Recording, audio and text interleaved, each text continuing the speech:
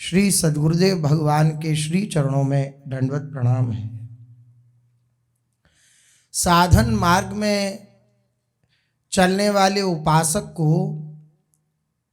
सबसे ज़्यादा जो परास्त करता है वह है मन की वृत्तियाँ। मन की जो अनेक प्रकार की चालें होती हैं वे हमें साधन मार्ग से विचलित करती हैं, भगवान के मार्ग से विचलित करती हैं। भगवान में मन को न लगने देना यही मन की चाल है। भगवान में मन का न लगना यही मन की चाल है। अनेक प्रकार से, अनेक युक्तियों से जैसे साधक मन को परास्त करना चाहता है, इसी प्रकार से मन भी साधक को परास्त करना चाहता है। साथ साथ चलता रहता है। और एक बड़ी ही विलक्षण चाल होती है मन की, वह क्या? मन डराता बहुत जल्दी है। मन का जो एक स्वभाव अंतर्मुख साधक पकड़ पाते हैं, वे अपना अनुभव कहते हैं कि मन डराता बहुत जल्दी है। सत्संग के प्रभाव से, गुरुजनों की वाणी के प्रभाव से उत्साह आया, गुरुजनों ने उत्साहित किया कि इस प्रकार से भजन मार्ग में आगे बढ़ो, भजन में आगे बढ़ो, इस प्रकार से अपने भजन को संचालित करो, इस प्रकार से भजन करो, तो आप पाएंगे मन की सूक्ष्म वृत्ति तुरंत कह उठती है कि ये हमसे नहीं हो पाएगा, ये हम कैसे कर पाएंगे, ये हमारे बस की नहीं।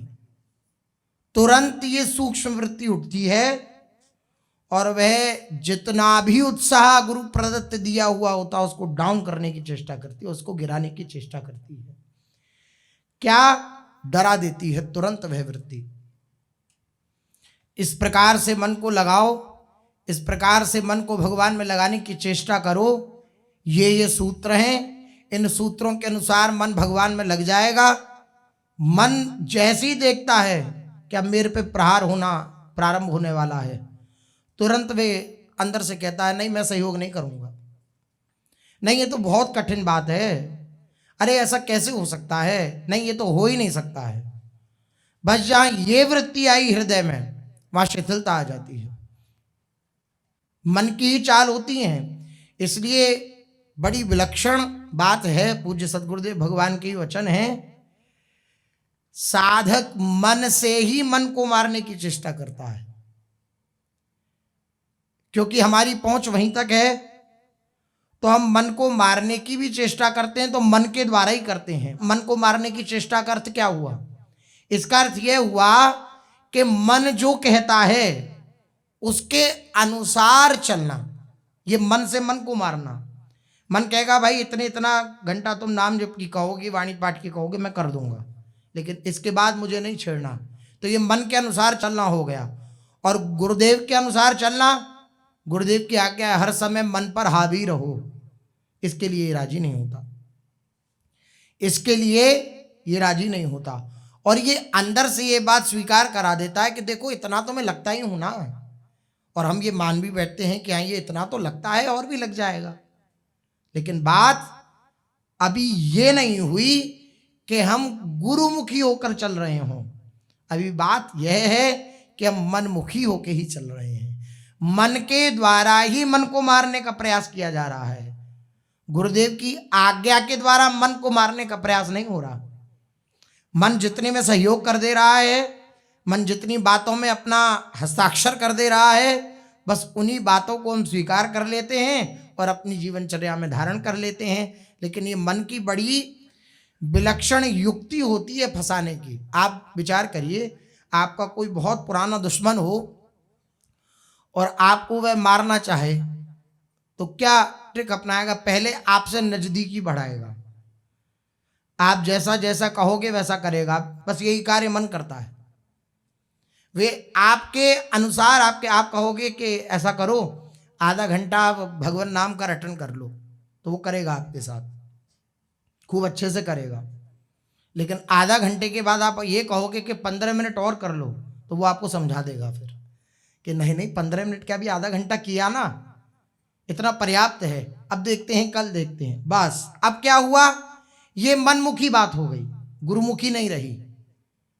गुरुदेव का आज्ञा पालन क्या है, हर समय मन को अपनी दृष्टि में रखो, हर समय नाम का उच्चारण करते रहो, ये आज्ञा है। जब तक अखंड तैल धारावत भगवान नाम का स्मरण ना हो, भगवान का चिंतन ना हो, इसका अर्थ यह है कि अभी हम पूर्ण रूपेण गुरु आज्ञा में नहीं हैं। इसका अर्थ यह है, हम सब साधक जन हैं, अपने अंतःकरण में देखते ही हैं। अगर हम अखंड रूप से भगवान नाम का चिंतन, भगवान का चिंतन या भगवत संबंधी चिंतन नहीं करते हैं, इसका अर्थ यह अभी गुरु आज्ञा का पालन हुआ नहीं। अब मन क्या कहता है कि इतना हो गया, बस इतना पर्याप्त है। बस ये जो मन की चाल है, इसी चाल को जो समझ जाता है वे इस पर हावी हो जाता है। फिर मन को अपने ऊपर हावी नहीं होने देता, वे इस पर हावी हो जाता है कि नहीं, गुरुदेव की हमारी ये आज्ञा है, तुम क्या कहते हो, उसमें हमारी हामी नहीं बरवाओ। लेकिन बड़ी विलक्षण बात है, खूब कह लें, खूब सुन लें, लेकिन मन से इतनी जबरदस्त दोस्ती है, जैसे संसार में कहते हैं ना कि फ्रेंड्स फॉर एवर, इस तरीके से ही मन से दोस्ती है हमारी। वो हमेशा हमेशा के लिए हमारा दोस्त है और उसे हम इतने अच्छा दोस्त समझते हैं कि उस पर आंच आई तो फिर इष्ट कुछ नहीं, गुरु कुछ नहीं, गुरु आज्ञा कुछ नहीं, वो अपनी ही चाल चलाएगा। जो उसके ऊपर हावी हो जाता है तो सतरति सतरति स लोकांस तारयति, वो खुद तो तरता ही है, लोगों को तार देता है, लोगों को तार देता है। मन की इस चाल को समझना है। मन डराएगा, डरना नहीं है, क्योंकि मन की सत्ता स्वयं में कुछ नहीं है, हमने ही उसे सत्ता दे रखी है। अभी कहने में कितनी आसान बात है, लेकिन धारण करना उतना ही कठिन है, बहुत कठिन है। तो धारण कैसे हो, कैसे हमारे जीवन में इतनी सामर्थ्य आए कि हम मन पर हावी हो सकें। भाई मन बहुत बलवान है। पूज्य सतगुरुदेव भगवान कह रहे थे ना कि हिमालय को उठाना तब भी सरल है, लेकिन मन को अपने अनुसार चला पाना बड़ा कठिन है। अर्थात गुरु आज्ञा के अनुसार चला पाना बड़ा कठिन है। वायु को तब भी वश करना आसान हो सकता है, यद्यपि बहुत कठिन है, लेकिन तब भी कोई वायु को भले ही वश में कर ले, लेकिन मन को वश में करना, तो मन को वश में करने के लिए, ऐसे बलवान को वश में करने के लिए इससे भी बलवान चाहिए, तब ये वश में होगा। मन को वश में करने के लिए कोई बलवान व्यक्ति हो, उसको अगर अपने अनुसार चलाना है तो उससे बलवान व्यक्ति खोजना पड़ेगा ताकि वो अपनी गिरफ्त में उसे ले ले। तो मन बहुत बलवान है, वायुरेव सदुष्करम। उस मन रूपी बलवान हाथी को वश में करने के लिए उससे भी बलवान चाहिए, और वह क्या है, नाम। नाम का रटन, जितना नाम का रटन होगा, जितना नाम का रटन, राधा राधा राधा राधा राधा राधा राधा राधा राधा राधा, ये रटन, जितना नाम का रटन होगा उतनी बुद्धि सूक्ष्म होगी, और जितनी बुद्धि सूक्ष्म होगी उतना गुरुमुखी होकर के हम मन से कार्य करा सकेंगे। अन्यथा ये बड़ी बड़ी स्थितियों को प्राप्त करने के बाद भी गिरा देता है, ऐसी स्थिति है इसकी। इसलिए पहली बात, कभी उत्साहित हो हम सत्संग की बातों को श्रवण करके, गुरुजनों की बातों को श्रवण करके, तो मन पर जरूर दृष्टि रखें, क्योंकि मन तुरंत निरुत्साहित करता है, ये हमसे नहीं हो पाएगा। मान लो कोई युक्ति बताई मन को वश में करके गुरुजनों ने कि इस तरीके से मन को वश में करो, इस तरीके से भजन साधन करो, और मन तुरंत उस समय कहेगा नहीं, ये तो हमसे इतना तो नहीं हो पाएगा, तो बस उसी समय उसकी बात को डांट देना है कि कैसे नहीं हो पाएगा, जो आज्ञा कर रहे हैं वे करवाएंगे नहीं। अब अंदर की प्रश्नोत्तरी निवेदन कर रहा हूं, वे करवाएंगे कितने दिन, हफ्ता भर ठीक चलेगा, फिर 8वें दिन फिर बिगड़ जाएगा, तो वो निरुत्साहित करता है वो अंदर से। हफ्ता भर ठीक चलेगा, फिर 8वें दिन बिगड़ जाएगा, तो क्यों हफ्ता भर भी क्यों ठीक चलना है, जैसा चल रहा है वैसे चलना दो। अब ये जो बात हुई ये आगे बढ़ने ही नहीं देती, ये वहीं धराशायी कर देती है। ऐसा निरुत्साहित, ऐसा निराशावान साधक कभी आगे नहीं बढ़ पाता है।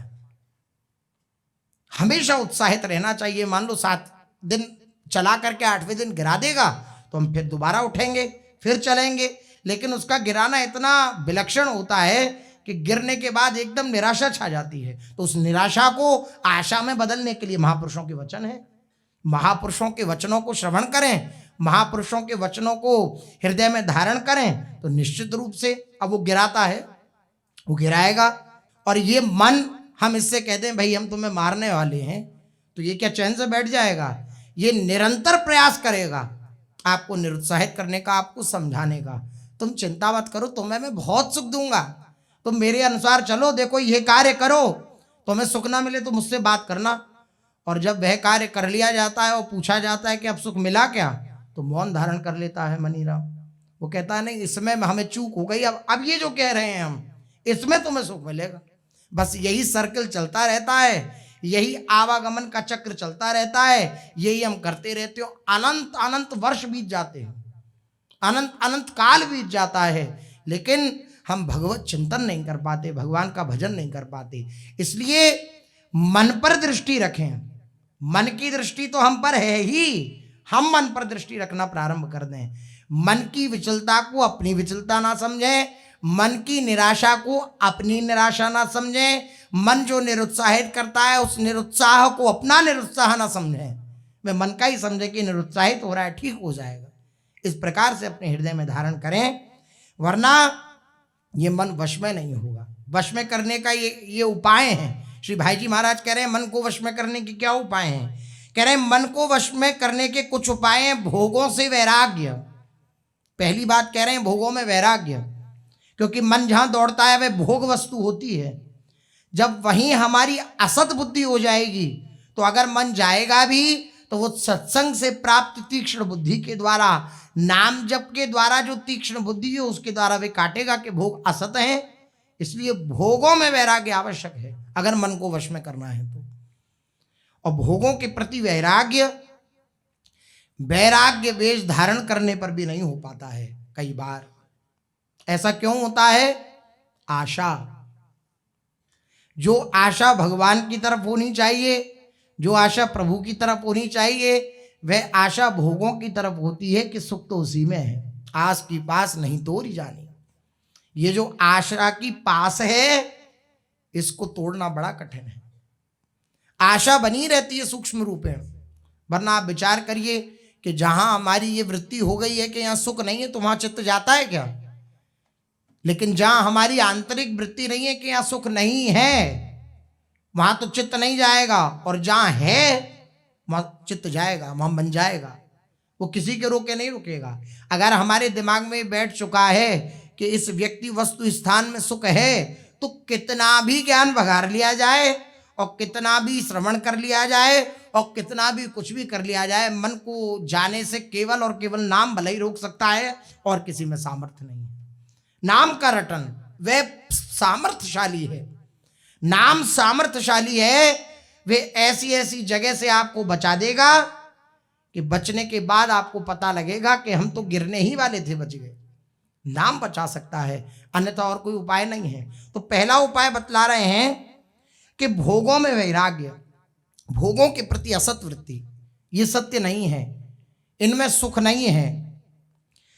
नियम से रहना, हमारी जो नियमावली हो उसमें किसी प्रकार की त्रुटि ना हो।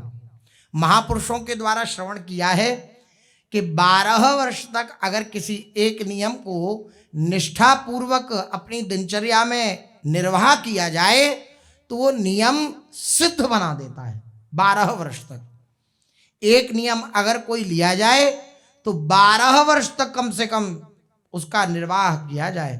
12 वर्ष के बाद तो फिर वो स्वभाव बन जाएगा, फिर करना नहीं पड़ेगा, वो स्वतः ही होगा।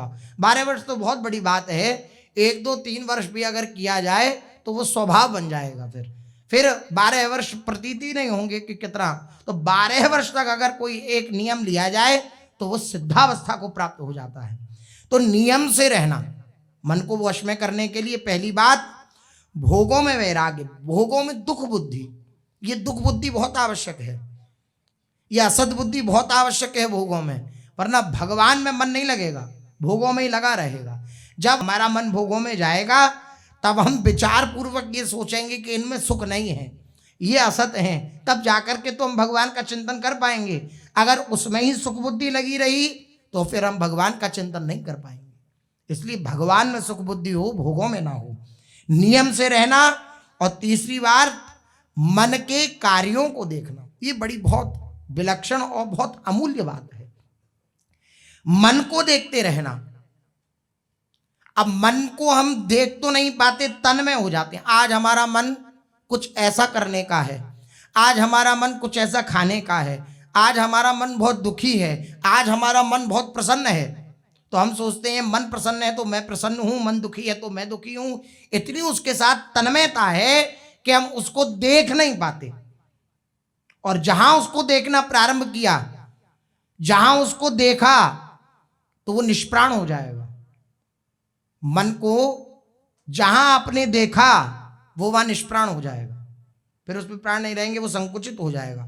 जैसे कोई चोर व्यक्ति चोरी कर रहा हो और उसको कोई देखने लग जाए तो वो एकदम सकपका जाएगा कि नहीं सकपका जाएगा।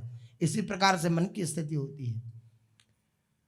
वह जो अंदर दुष्प्रवृत्ति को पैदा कर रहा है और उसके प्रति हमने दृष्टि कर दी अगर, तो एकदम घबरा जाएगा, फिर सीधे चलने लगेगा। हाँ बताओ कैसे चलना है? बोले राधा राधा रटो। ठीक है, राधा राधा रटता हूं। उसको जहां देखा और उसके साथ जहां तन्मय हुए, तो वो ये विचार में ही नहीं आने देगा कि मैं अलग हूं और मन अलग है, ये विचार में ही नहीं आने देगा। इसलिए कह रहे हैं भाई जी महाराज कि मन को वश में करने का एक उपाय है मन के कार्यों को देखना, मन की चेष्टाओं को देखना। हमारी दृष्टि हमेशा अंतर में बनी रहे कि क्या हम सोच रहे हैं, क्या हमारी सोच है ये गुरु आज्ञा के अनुसार है या गुरु आज्ञा की अवहेलना हो रही है, इस बात को सोचते रहे मन में। तो मन के कार्यों को देखना और मन के कहने में ना चलना। भाई जी महाराज के वचन है, महापुरुषों के वचनों के अनुसार ही जीवन को बनाने से जीवन में भागवतिक लाभ प्रदर्शित होता है। मन के कहने में ना चलना, मन के कहे अनुसार ना चलना बहुत कठिन बात है, लेकिन जितना नाम का रटन होगा ये बहुत सरल बात हो जाएगी। जितना नाम का रटन होगा उतना प्रयास नहीं करना पड़ेगा, अपने आप ही अंदर आपके जीवन में ऐसी युक्तियां आ जाएंगी कि आप अपने आप ही बचते चले जाएंगे मन की चालों से। मन के कहने में ना चलना और मन को भगवान में लगाना। बार बार जहां जहां मन जा रहा है वहां वहां से हटा करके बार बार भगवान के नाम रूप लीला धाम गुण चिंतन में या भगवान के भक्तों के दिव्य चरित्रों के चिंतन में अपने मन को लगाना, ये अभ्यास। शब्द श्रवण करना, जो भागवतिक शब्द हैं, जो दिव्य श्रीमद् भागवत, रामायण, गीता या रसवाणियां, इनको श्रवण करना। श्वास के द्वारा नाम जप करना। श्री भाई जी महाराज ने इस पर भी बहुत जोर दिया कि मन को वश में करने के लिए श्वास के द्वारा नाम जप करना, श्वास पर दृष्टि रखना। हमारी श्वास जो जाती आती है उस पर दृष्टि रख के और उस पर दृष्टि रखकर नाम का रटन करना। पूज्य सदगुरुदेव भगवान ने भी कई बार बतलाया है, श्वास के द्वारा नाम का रटन करना। श्वास गई तो कितनी बार नाम का रटन हुआ, श्वास को हम ले रहे हैं तो कितनी बार नाम का रटन हुआ, इस बात पर दृष्टि रखना, तो मन सूक्ष्म होगा, वश में हो जाएगा। अनन्य मन से भगवान की शरण होना, ये बड़ी विलक्षण बात है।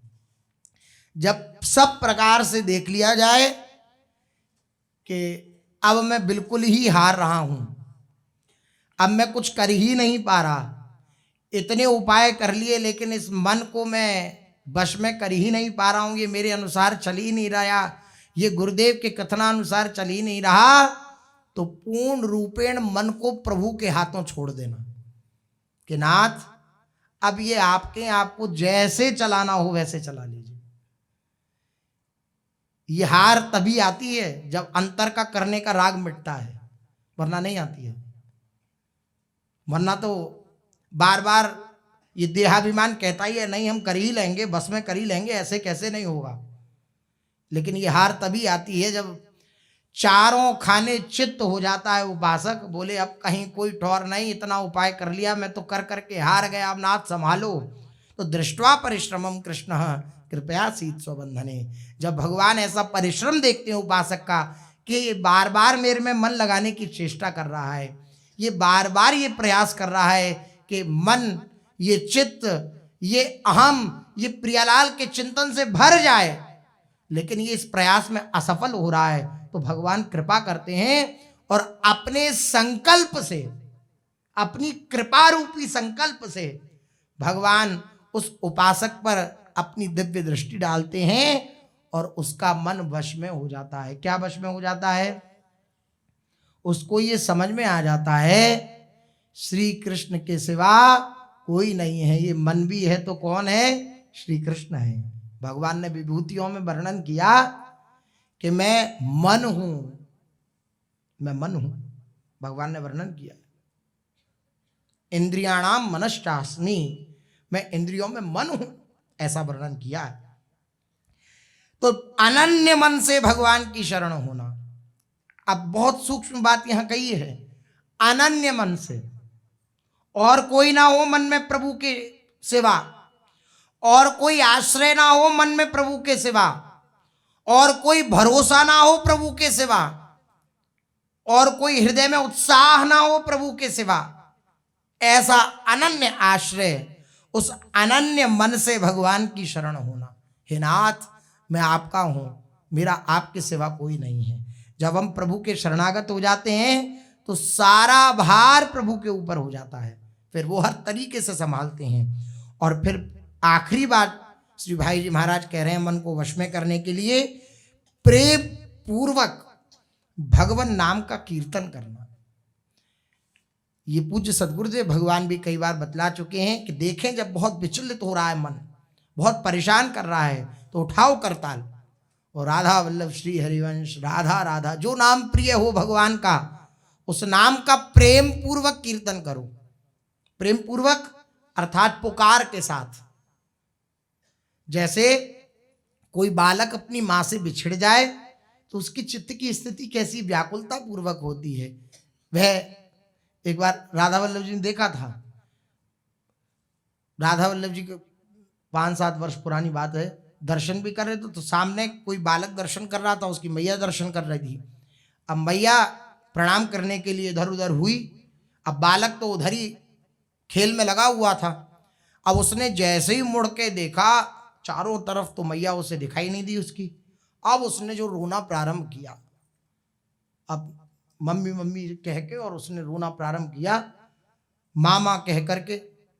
ऐसी व्याकुलता हो, कैसी व्याकुलता हो कि जिनके हम हैं वो हमारी दृष्टि में नहीं आए, उनका चिंतन नहीं हो रहा, वे हमारे समक्ष नहीं आए। अब उनकी खोज के लिए व्याकुल हो पड़ा चित्त। राधा राधा राधा राधा, ये क्या है? ये पुकार है।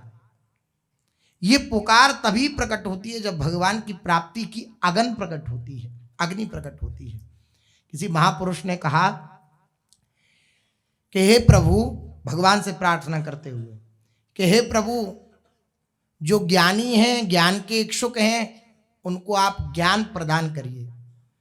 जो जिज्ञासु हैं, आपकी जिज्ञासा रखते हैं, उनको आप उनके अनुसार जिज्ञासा का समाधान करिए।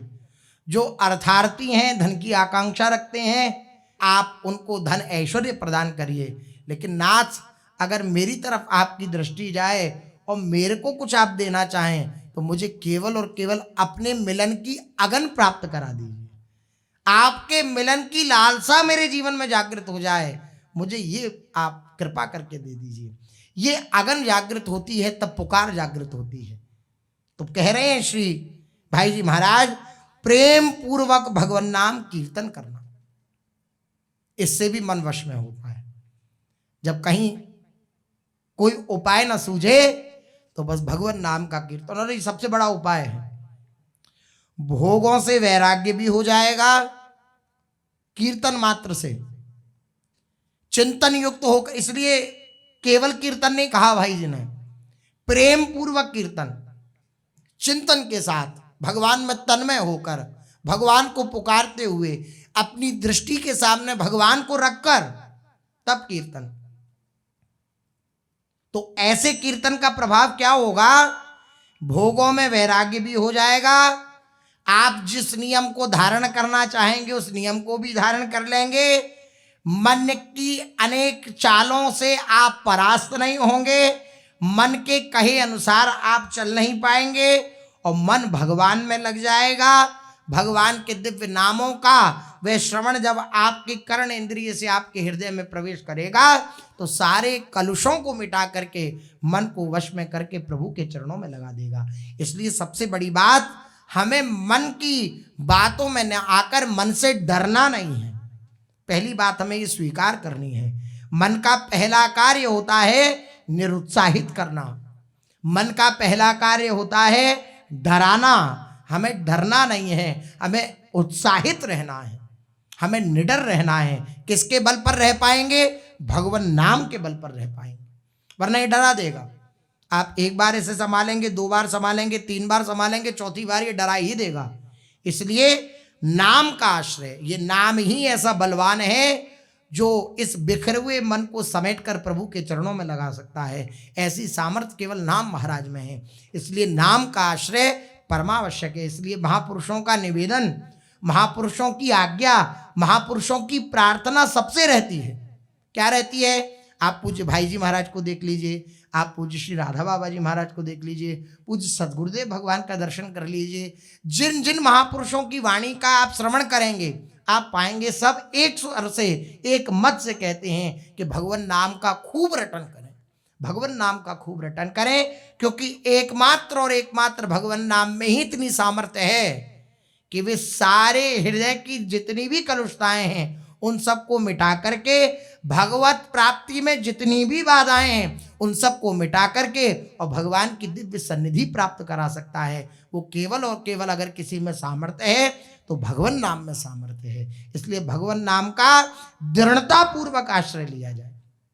चलते हैं, महाप्रभु श्री चैतन्य देव जी का चरित्र अपने लोग कथन श्रवण कर रहे हैं, जिसमें श्री अद्वैताचार्य जी का चरित्र अपने लोग कथन श्रवण कर रहे थे। श्री अद्वैताचार्य जी महाराज ये शांतिपुर में निवास करने लगे। जब देखा कि श्री महाप्रभु जी के प्रति हमारा दास भाव है, लेकिन महाप्रभु जी तो हमें गुरु भाव से स्वीकार किए हुए हैं, क्योंकि वयोवृद्ध हैं, ज्ञान वृद्ध हैं, संबंध वृद्ध हैं, हर प्रकार से बड़े हैं। तो श्री महाप्रभु जी गुरु भाव रखते हैं और इनकी इच्छा हार्दिक यह है कि श्री महाप्रभु जी मुझे अपना दास स्वीकार करें, मुझे अपना दास माने। तो जब ऐसा नहीं देखा तो ये शांतिपुर चले गए।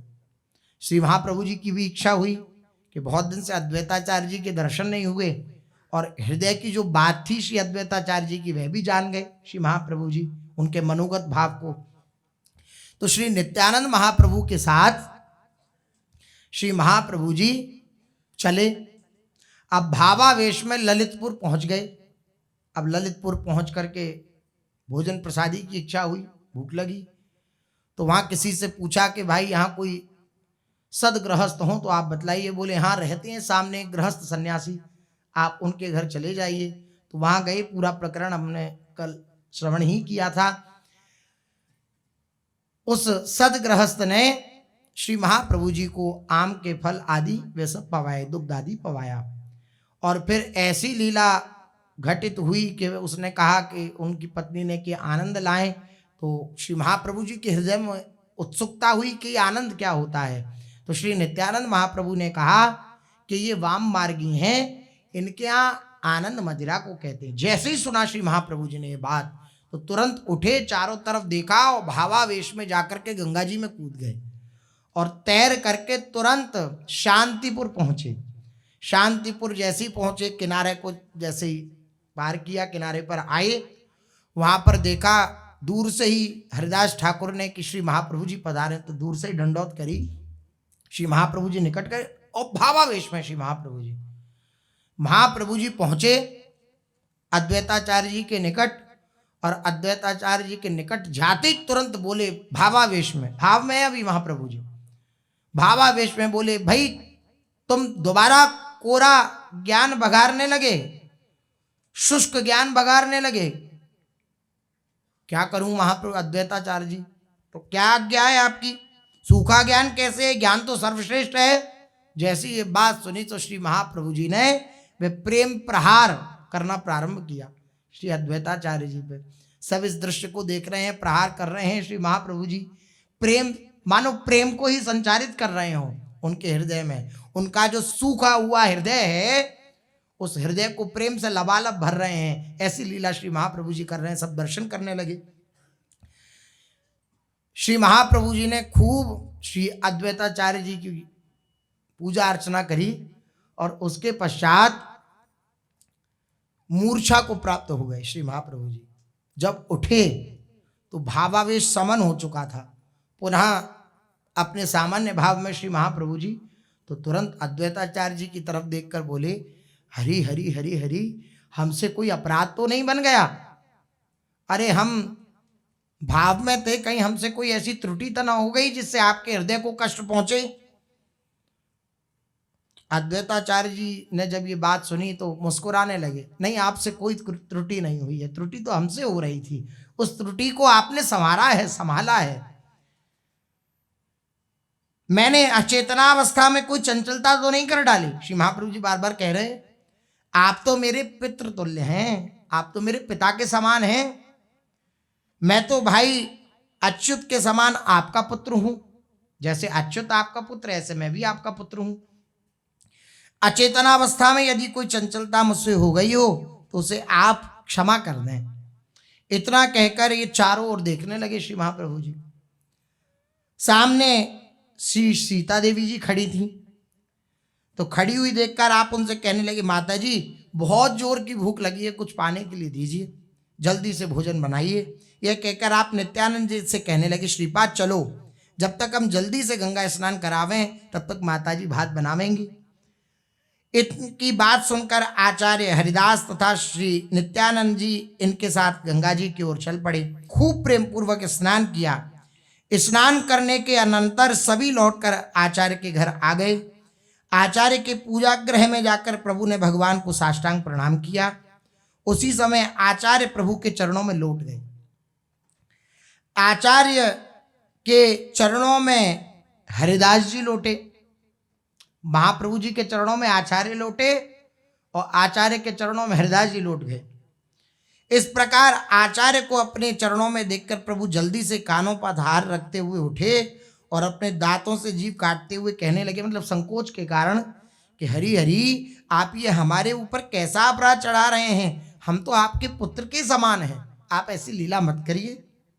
भोजन तैयार था, ऐसी दिव्य लीला हुई। सबने श्री ठाकुर जी का प्रसाद पाया।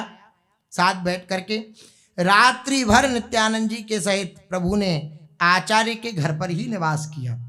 दूसरे दिन आप गंगा को पार करके उस पार कालना नामक स्थान, कालना नामक स्थान में पहुंचे। वहां पर परम वैष्णव गौरीदास जी घर बार छोड़कर एकांत में गंगा जी के किनारे रहकर भजन भाव करते थे। प्रभु विचित्र वेश में उनके पास पहुंचे। प्रभु के कंधे पर, कैसा विचित्र वेश? तो बोले प्रभु के कंधे पर जो नाव खेने का डांड होता है, उस डांड को प्रभु ने कंधे पर रख रखा था। वे मल्लाहों की तरह गौरीदास जी के समीप पहुंचे, जो सब कुछ छोड़ करके अपने एकांत में गंगा किनारे भजन कर रहे हैं। गौरीदास जी ने महाप्रभु जी की प्रशंसा तो बहुत दिनों से सुन रखी थी, किंतु उन्हें प्रभु के दर्शनों का सौभाग्य अभी तक प्राप्त नहीं हुआ था। तो श्री महाप्रभु जी ने उनके मनोगत भाव को जानकर इस विचित्र वेश में दर्शन दिया। प्रभु का परिचय पाकर गौरीदास जी ने इनकी पूजा की और अन्य सामग्रियों से श्री महाप्रभु जी का सत्कार किया। महाप्रभु ने उन्हें वे डांड देते हुए कहा, गौरीदास जी को वह जो डांड ले रखी थी उस डांड को देते हुए कहा, आप इसके द्वारा संसार सागर में डूबे हुए लोगों का उद्धार कीजिए। कहते हैं ना, तो संसार सागर है, आप इससे संसार सागर में डूबे हुए लोगों का उद्धार करिए, संसार सागर से पार उतारिए। उसे प्रभु की प्रसादी समझकर श्री गौरीदास जी ने उसे सहर्ष स्वीकार किया और उनके परलोक गमन के अनंतर उस डाण के अधिपति उनके पट्ट शिष्य श्री हृदय चैतन्य महाराज हुए। उन्होंने उस डाण की बड़ी महिमा बढ़ाई। उनके उत्तराधिकारी महात्मा श्री श्यामानंद जी ने तो संपूर्ण उड़ीसा प्रांत में ही गौर धर्म का बड़ा भारी प्रचार किया। श्री महाप्रभु जी कैसे कृपा करते हैं, एक डाण दे दी और उसी के साथ ऐसी सामर्थ्य दे दी कि कुल कुलांतर तक गौर धर्म का प्रचार हुआ, भगवान नाम का प्रचार हुआ। संपूर्ण उड़ीसा देश में जो आज गौर धर्म का इतना अधिक प्रचार है, उसका सब सर्व श्रेय महात्मा श्यामानंद जी को ही है। उन्होंने लाखों उड़ीसा प्रांत निवासियों को गौर भक्त बनाकर उन्हें भगवान नाम का उपदेश किया। सचमुच प्रभु प्रदत्त वह डाण लोगों को संसार सागर से पार उतारने का एक प्रधान कारण बन गई। कालना से चलकर प्रभु फिर नवद्वीप में ही आकर रहने लगे। आचार्य भी बीच बीच में प्रभु के दर्शनों के लिए नवद्वीप आते थे आचार्य। इसी प्रकार एक दिन श्रीवास पंडित अपने घर में पितृश्राद्ध करके पितरों की प्रसन्नता के निमित्त विष्णु सहस्त्रनाम पाठ कर रहे थे। उसी समय प्रभु वहां आकर उपस्थित हुए और पाठ सुनते ही सुनते महाप्रभु जी वहां पर नरसिंह आवेश में आ गए। नरसिंह आवेश में भगवत आवेश श्री महाप्रभु जी को सब भक्तों की कृपा करने के लिए होते ही रहते थे। नरसिंह आवेश में श्री महाप्रभु जी आ गए। वे नरसिंह आवेश में आकर हुंकार करने लगे और चारों ओर इधर उधर दौड़ने लगे। महाप्रभु की हुंकार और गर्जना को सुनकर सभी लोग भयभीत होकर इधर उधर भागने लगे। अब जब नरसिंह भगवान प्रकट हों और कोई भागे नहीं, ऐसे कैसे हो सकता है। देखो नरसिंह भगवान जब प्रकट हुए तो सब दूर दूर भाग रहे हैं, सब देवता सब दूर से स्तुति कर रहे हैं और सबकी स्तुति सुनकर भगवान का क्रोध शांत नहीं हो रहा है।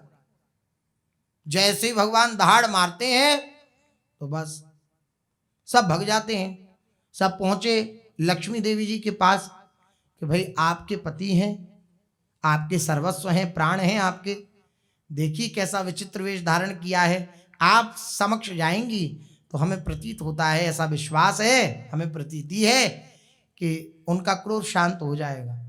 तो लक्ष्मी जी से जाकर कहा। लक्ष्मी जी सुंदर थाल में सजा करके स्वागत की सामग्री, पूजन की सामग्री और लेकर पहुंची। जैसे ही पहुंची सो ही श्री नरसिंह भगवान ने एक दहाड़ मारी।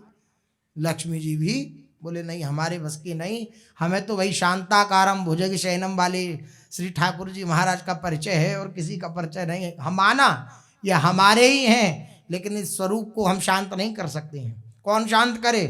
तो जिनके लिए आए हैं वही शांत करेंगे। श्री प्रहलाद महाराज को भेजा, प्रहलाद जी को भेजा। प्रहलाद जी निडर होकर, कोई भय नहीं है, और निडर होकर जैसे एक पुत्र निडर होकर के पिता की गोद में विराजमान हो जाता है, ऐसे ही निडर होकर के श्री प्रहलाद जी महाराज श्री नरसिंह भगवान के समक्ष बढ़े। श्री नरसिंह भगवान सिंहासन से उठे और गोदी में उठा लिया, अपनी गोदी में बिठा लिया और जैसे मैया दुलार करती है ऐसे दुलार करने लगे। अब वेश क्या है? नरो सिंह का, तो मुख क्या है? सिंह का। अब सिंह अपने पुत्र को दुलार करेगा तो कैसे करेगा? जो सिंह होता है वह जब दुलार करता है तो चाट करके दुलार करता है। ऐसे श्री नरसिंह भगवान श्री प्रहलाद जी महाराज को बार बार चाटने लगे। ऐसा दुलार करा, ऐसा प्रेम करते हैं, अपने भक्तों से इतना प्रेम करते हैं श्री ठाकुर जी महाराज कि संसार में कभी कोई इतना प्रेम देने वाला हो ही नहीं सकता, है ही नहीं ऐसा कोई जो इतना प्रेम दे दे। ऐसा अपने भक्तों से प्रेम करते हैं। तो जैसे नरसिंहावेश आया श्री महाप्रभु जी को, सब डर के मारे इधर उधर भागने लगे। हुंकार बार बार कर रहे हैं श्री महाप्रभु जी। लोगों को भयभीत होता देख करके श्रीवास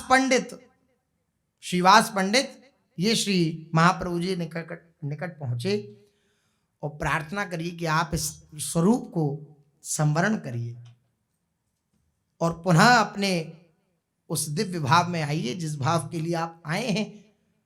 जैसी प्रार्थना सुनी श्रीवास पंडित की, श्री महाप्रभु जी ने वह भाव संवरित किया। श्रीवास की प्रार्थना पर प्रभु मूर्छित होकर गिर पड़े और थोड़ी देर में फिर प्रकृतिस्थ हो गए। एक बार वनमाली आचार्य नाम का एक कर्मकांडी अपने पुत्र सहित प्रभु के पास आया और उनके पाद पद्मों में प्रणाम करके उसने अपनी निष्कृति का उपाय पूछा कि मेरा कल्याण कैसे होगा, मेरा उद्धार कैसे होगा। तो उस वनमाली आचार्य ने श्री महाप्रभु जी से ये बात पूछी। प्रभु ने उसके ऊपर कृपा प्रदर्शित करते हुए कहा कि इस कलिकाल में कर्मकांड की क्रियाओं का सांगोपांग होना बड़ा दुस्साध्य है। और बात भी सत्य है।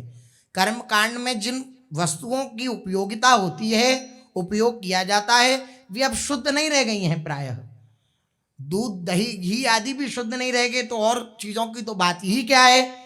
और जब तक शुद्ध कर्मकांड में जब तक शुद्ध वस्तुओं का उपयोग ना हो तब तक देवता उस उपासना को ग्रहण नहीं करते हैं। इसलिए कलिकाल में कर्मकांड की क्रियाओं का सांगोपांग होना बड़ा दुस्साध्य है। इसलिए कलयुग केवल नाम आधारा, कलयुग में केवल नाम का आश्रय, केवल नाम का आश्रय। हरेर नाम हरेर नामैव केवलम कलौ नास्त्येव नास्त्येव नास्त्येव गतिरन्यथा। 3 बार कहा, नहीं है नहीं है, कोई गति नहीं है। श्री भगवान नाम के सिवाय इस कलिकाल में उद्धार की और कोई गति नहीं है। इसलिए भगवान नाम का आश्रय। और भगवान ने कहा भी है कि सबसे बड़े यज्ञों में यज्ञानाम जप यज्ञोस्मि, यज्ञों में भी जो जप यज्ञ है वो मैं हूं। श्री भगवान का वचन है गीता जी में, यज्ञानाम जप यज्ञोस्मि। तो जो जप करता है वो सबसे बड़ा यज्ञ करता है। लेकिन अहंकार इस बात को जल्दी स्वीकार नहीं करता। बहुत पसीना चुबाया जाए और खूब मेहनत करी जाए तब वह कार्य सफल हो, तब जाकर के उस कार्य के प्रति महत्व बुद्धि जागृत होती है। और ये कह दिया जाए कि कुछ करने की आवश्यकता नहीं, केवल राधा राधा रटो, केवल कृष्ण कृष्ण रटो, तो इस पर महत्व बुद्धि जल्दी नहीं हो पाती है। कि एक जगह बैठकर जैसी भी अवस्था में हो, जिस भी प्रकार से हो, हर अवस्था में हर परिस्थिति में हम भगवान नाम का रटन करें, इससे भला क्या होगा। इसमें प्रश्न खड़ा हो जाता है, क्योंकि बहुत हृदय में ये रहता है ना कि कुछ ऐसा बताइए कि जिससे पसीना चुभे, लगे कि हमने कुछ किया। श्री महाप्रभु जी बोले उन आचार्य से, वनमाली आचार्य से, कि इस कलिकाल में कर्मकांड की क्रियाओं का सांगोपांग होना बड़ा दुस्साध्य है। अन्य युगों की भांति इस युग में द्रव्य शुद्धि, धन भी पवित्र नहीं है, पवित्र धन के द्वारा ही यज्ञ संपादित हो तब उसका जो फल होता है वह प्राप्त होता है। अगर द्रव्य शुद्धि नहीं है तो अगर अशुद्ध धन से, गलत धन से हम अगर यज्ञ करें बड़े बड़े, तो उस यज्ञ का दुष्परिणाम होगा, उसका परिणाम सुखद नहीं होगा, शुभ नहीं होगा, अशुभ होगा। तो द्रव्य शुद्धि नहीं है। दूसरा शरीर शुद्धि, शरीर शुद्ध भी नहीं है। अब विचार करें अपने भी जीवन में, जैसे अगर हम देखें तो जब इस मार्ग में आए, विरक्त मार्ग में, तब शरीर की शुद्धि का भी पता लगा कि इस प्रकार से शरीर की शुद्धि की जाती है, वरना कहां पता था। संसार में तो एक पशुवत आचरण होता है, एक पशु की तरह जीवन है, तो शरीर शुद्धि भी कहां है। तो द्रव्य शुद्धि और शरीर शुद्धि बन ही नहीं सकती है। इसलिए ये जो लौकिक कर्म है, अनुष्ठान है, इसका फल प्राप्त नहीं हो सकता। इसलिए इस युग में तो बस एकमात्र भगवान नाम का ही आधार है, जैसा कि सभी शास्त्रों में बतलाया गया है। कृते अध्यायते विष्णु त्रेतायाम यजतो मखई द्वापरे परिचर्यायाम कलौ तद्धरि कीर्तनात्। कृतयुग में, सतयुग में कृतेय ध्यायते विष्णु, प्रधान धर्म था ध्यान। ध्यान से जितनी जल्दी भगवान की प्राप्ति होती थी उतनी जल्दी किसी और साधन से नहीं। कृतेय ध्यायते विष्णु और त्रेतायाम यजतो मखई। ये जो यज्ञ है, मख है, मखई, यज्ञ को मखी कहते हैं। तो ये जो यज्ञ है ये त्रेता का धर्म है। देखिए श्री राघवेंद्र सरकार यज्ञ से ही तो प्रकट हुए, चरु प्रकट हुआ और वे रानियों बटा और फिर श्री ठाकुर जी महाराज प्रकट हुए। तो त्रेतायाम यजतो मखई, त्रेता का धर्म यज्ञ है। और द्वापरे परिचर्यायाम, द्वापर में सेवा प्रधान धर्म है, सेवा। और कलौ तद्धरि कीर्तनात्। यद्यपि महापुरुषों ने तो ऐसा कहा, चहु जुग चहु श्रुति नाम प्रभाव, चारों युगों में नाम का प्रभाव है, लेकिन कलयुग में तो केवल और केवल नाम का ही आश्रय लेने मात्र से, जो ध्यान से नहीं मिलेगा, जो यज्ञ से नहीं मिलेगा, जो परिचर्या से नहीं मिलेगा, वो केवल नाम के रटन मात्र से मिल जाएगा, बहुत सरलता से। इसलिए कलयुग में केवल नाम का आश्रय। प्रभु के उपदेशानुसार वह कर्मकांडी परम भागवत वैष्णव बन गया, क्योंकि महापुरुषों की वाणी का सामर्थ्य होता है, वे तुरंत उसके चित्त को परिवर्तित करने, सामने वाले के चित्त को परिवर्तित करती है महापुरुषों की वाणी। तुरंत उस वनमाली आचार्य का हृदय परिवर्तित हुआ और परम भागवत बन गई। एक दिन प्रभु विष्णु मंडप पर बैठकर बलदेव जी के आवेश में आकर बोले, मधु लाओ मधु लाओ, इस प्रकार कहने लगे। नित्यानंद जी समझ गए कि प्रभु को बलदेव जी का आवेश हुआ है, इसलिए उन्होंने एक घड़ा गंगाजल लाकर प्रभु के सन्मुख रख दिया।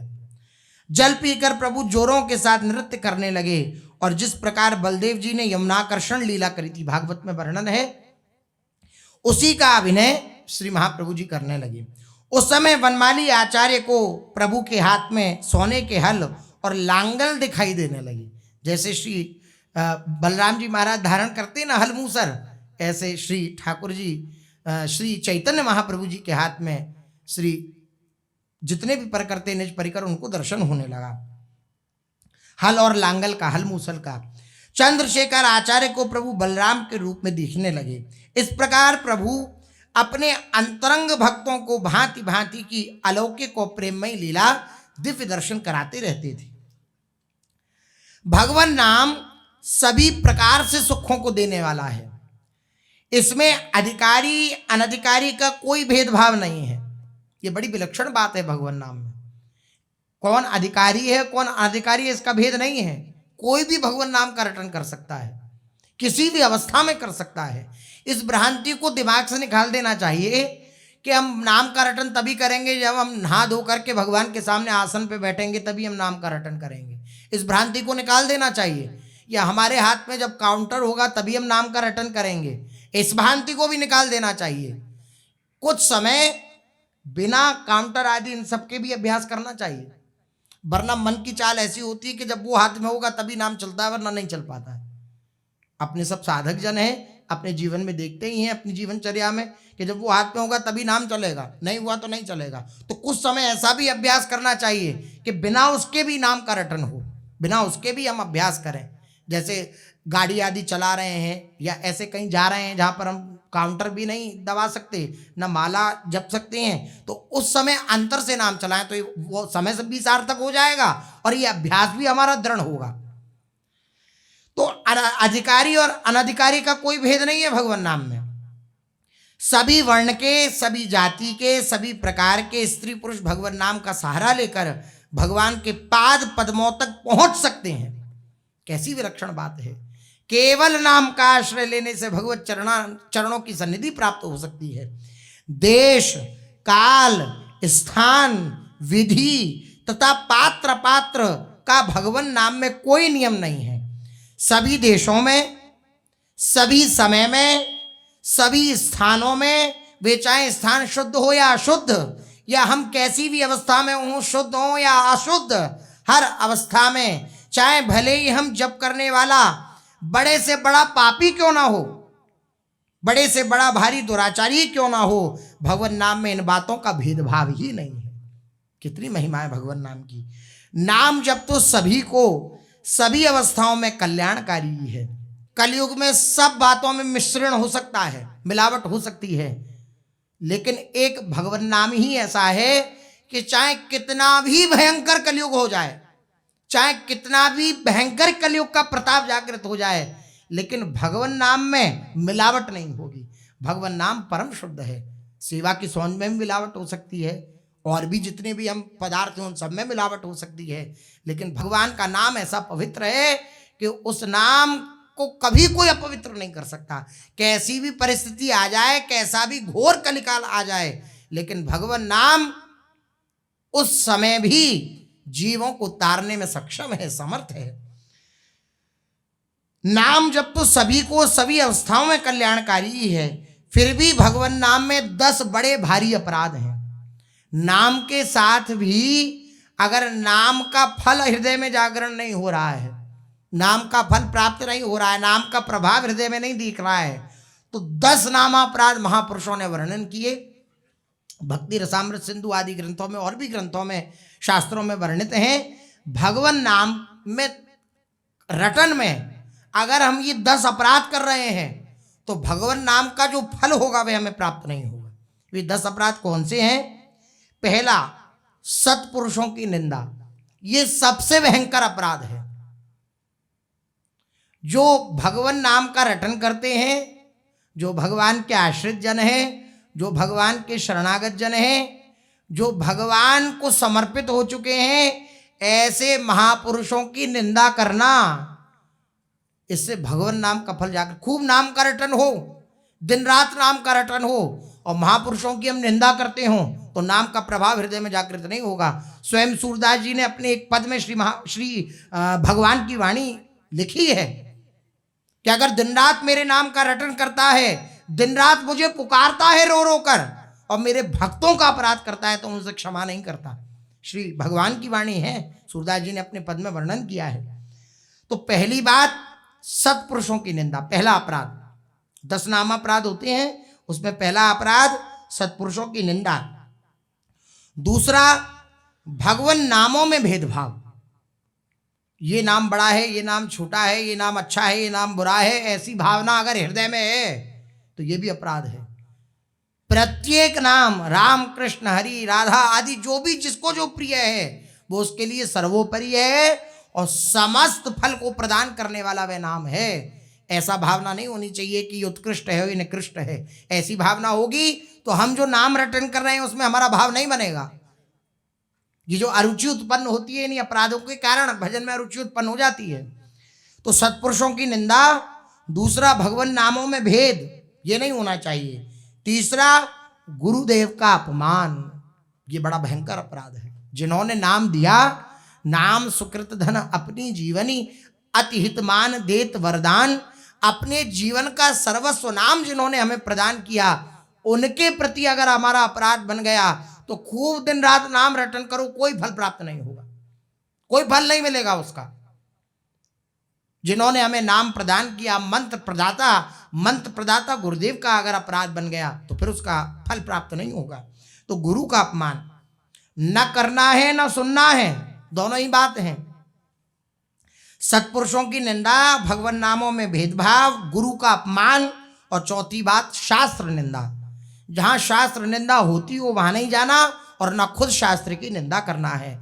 जितने भी शास्त्र हैं ये भगवान के श्री विग्रह हैं, वांग्मय स्वरूप हैं, शब्दमयी प्रतिभा है श्री भगवान की। ये जितने भी शास्त्र हैं ये सब भगवत स्वरूप हैं। तो किसी भी शास्त्र की निंदा ना करना, ये भी एक नामापराध है। अगर हमने निंदा कर दी तो हमारी नाम से रुचि हट जाएगी। चौथी बात शास्त्र निंदा। और पांचवी बात भगवान नाम में अर्थवाद। भगवान नाम में अर्थवाद का अर्थ कि भगवान नाम की जितनी महिमा गाई गई है ये कपोल कल्पित है, ये सब झूठी है। ऐसी बात हृदय में धारण करना कि ये सब तो बड़ा चढ़ा के कह दिया गया है, ऐसी भगवान नाम की महिमा नहीं है। अगर ऐसी भावना हृदय में है, अब जैसे श्री तुलसीदास जी महाराज कहते हैं कि ऐसी निष्ठा होनी चाहिए कि अगर कोई कह दे नाम जापक कि चट्टान पर कमल प्रकट हो गया तो हमें संशय ना हो, ऐसी निष्ठा होनी चाहिए। अर्थात ये नहीं होना चाहिए कि नाम की महिमा कही जा रही है तो बढ़ा चढ़ाकर कही जा रही है, ऐसी भावना हृदय में नहीं होनी चाहिए। अगर ऐसी भावना हृदय में उदय होगी कि भगवान नाम की जो महिमा कही जा रही है वे बढ़ा चढ़ा के कही जा रही है तो अपराध बन जाएगा और इस अपराध का परिणाम क्या होगा? भगवान नाम में रुचि खत्म हो जाएगी, नाम जपन में रुचि खत्म हो जाएगी। छठी बात कह रहे हैं, छठा अपराध बतला रहे हैं, नाम का आश्रय ग्रहण करके पाप कर्मों में प्रवृत्त होना।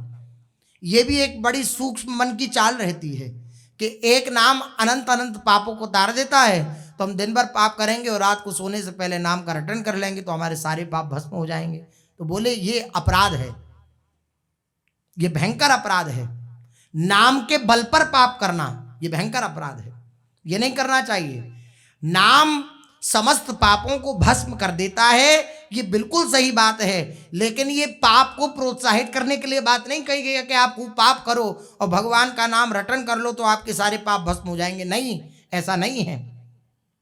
ये सुविधा केवल उनके लिए है जो अपने हृदय में क्लेश रखते हैं कि मैं तो इतना बड़ा पापी था, मैं तो इतना बड़ा नीच था, मैं कैसे भगवान नाम का रटन करूं। तो उनके लिए महिमा का गायन किया गया है कि आप चिंता मत करो, कैसा भी कितना बड़ा कोई पापी हो, कोई भी भगवान नाम का आश्रय लेगा तो वो इस संसार सागर से तर जाएगा। उनके लिए बात है, उनके लिए नहीं है जो पाप आचरण करते रहते हैं और ये सोचते हैं कि हम नाम रटन करेंगे हमारे पाप भस्म हो जाएंगे, हम तो खूब पाप करेंगे। ऐसी बात, ये अपराध है, ये भगवान नाम में रुचि उत्पन्न नहीं होने देगी ये बात। नाम का आश्रय ग्रहण करके पाप कर्मों में प्रवृत्त होना। और सातवीं बात कह रहे हैं, धर्म व्रत जप आदि के साथ भगवान नाम की तुलना करना, कि हम तो नाम का रटन तो नहीं करते हैं लेकिन हम अमुक पुण्य कर देते हैं, अमुक दान कर देते हैं, अमुक धर्म कर देते हैं, सब एक बराबर है। अगर हम ऐसा कहते हैं तो ये भी अपराध है। धर्म व्रत जप आदि जितने भी अनुष्ठान हैं ये सब नाम की बराबरी नहीं कर सकते, एक नाम की बराबरी नहीं कर सकते हैं। इसलिए नाम सर्वोपरि है। ये जितने भी दिव्य दान पुण्य आदि धर्म आदि हैं इन सबको नाम के बराबर ना समझना, ये बात हृदय में धारण रखनी चाहिए। आठवीं बात, जो भगवान नाम को सुनना ना चाहता उन्हें नाम का उपदेश करना। जो भगवान नाम को सुनना नहीं चाहता और हम उसको बार बार सुनावें तो वो अपराध करेगा, उसके प्रति फिर हमारा अपराध बनेगा। ये तो भगवदीय महापुरुषों को ये दिया जाता है, भगवान की तरफ से प्रदत्त होता है कि आप नाम का प्रचार करें। तो उनके द्वारा जब नाम का प्रचार होता है तो उससे प्रभाव पड़ता है जीव जगत के अंदर। अन्यथा जो साधारण अभी चले हैं उपासना में, अभी उपासना पद्धति में चले ही और नाम का रटन प्रारंभ किया ही है, वे ये भावना ना करें कि मैं कल्याण कर दूंगा दूसरा का भी, ऐसी भावना हृदय में ना रखे।